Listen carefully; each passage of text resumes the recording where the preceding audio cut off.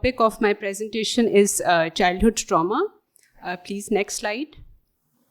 تو مجھے ذاتی طور پہ لگتا تھا کہ میں چائلڈہڈ کے بارے میں بات کروں کیونکہ جتنے بھی میں کلینکل پریکٹس میں کیسز آج کل دیکھ رہی ہوں, زیادہ تر جب ان کی روٹ کازز کو دیکھا جاتا ہے تو مجھے یہی لگتا ہے کہ ایڈورس چائلڈہڈ ایکسپیرینس یعنی کہ بچپن کے صدمات از دا میجر ریزن جس کی وجہ سے ان کی پرسنالٹی کی ڈیولپمنٹ جو ہے اس میں خلل ہوتا ہے. تو پلیز نیکسٹ سلائڈ. سب سے پہلے میں تھوڑا سا سائنس کے بارے میں بتاؤں گی کہ فزیولوجی آف برین ہماری کیا ہے. Thank you. Next slide please. briefly I would like to explain. جیسا یہ ہمارا کارٹیکس ہے, یہ ہمارا ججمنٹ اور ریزننگ اور تھنکنگ کے اوپر ہوتا ہے. ہمارا limbic system it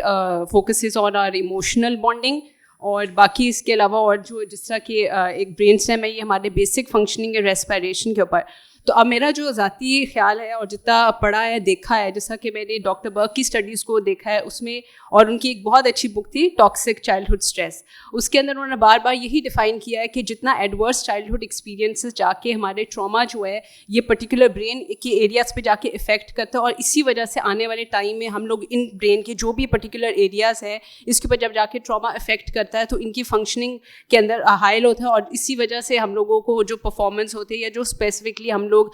function conduct کر رہے ہوتے ہیں, جیسا ہماری ایموشنل ریگولیشن ہوتی ہے وہ لمبک سسٹم کے ساتھ ہوتی ہے. تو جب جا کے یہاں پہ ٹراما افیکٹ کرے گا تو ڈیفینیٹلی وہ جو انسان ہے وہ اس کی اپنے ریلیشن شپس میں پرابلمس آئیں گی. Next slide please.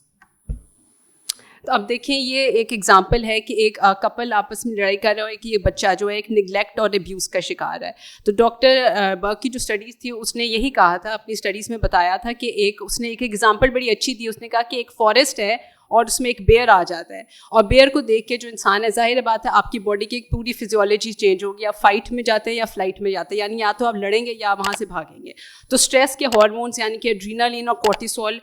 کافی مقدار میں آپ کی باڈی میں پروڈیوس ہوں گے. تو اس نے یہی کہا کہ اگر آپ اسی طرح کا بیئر, جس طرح کہ آپ کو فارسٹ میں نظر آئے, اسی طرح کا بیئر آپ کو اپنی عام زندگی میں ہر روز ایک بچے کو نظر آئے, تو وہی ہو گیا کہ وہی اسٹریس اتنا زیادہ اس کے اندر اسٹریس کی پروڈکشن ہوگی کہ اس کی وجہ سے وہ ولنریبل ٹو اسٹریس ہوگا, اور اس کے لیے اسی وجہ سے ہم لوگوں کو بار بار سائیکالوجسٹ, مینٹل ہیلتھ پروفیشنل اور سائیکیٹرسٹ اپنے اویئرنیس پروگرام سے پیرنٹس کو بار بار بتاتے ہیں کہ جو ایموشنل ابیوز یعنی کہ ایموشنل جا کے یعنی ان کے جذبات کو جا کے ہرٹ کرنا, سیکشول ابیوز اور فزیکل ابیوز کتنے برے طریقے سے جا کے ٹراما جو ہے, اس طرح کے 3 میجر ٹراماز ہیں جو ایڈورس چائلڈہڈ ایکسپیرینس اسکیل کے اندر بھی بتائے گئے ہیں, جو میں اپنی کلینکل پریکٹس میں آئے دن یوز کرتی ہوں. تو اس میں یہی بتایا گیا ہے کہ یہی والے جا کے حائل جب کرتے تو آپ کی پرسنالٹی کی جو شخصیت کی جو ڈیولپمنٹ ہے اس میں پرابلمس آتی ہیں. Next slide please.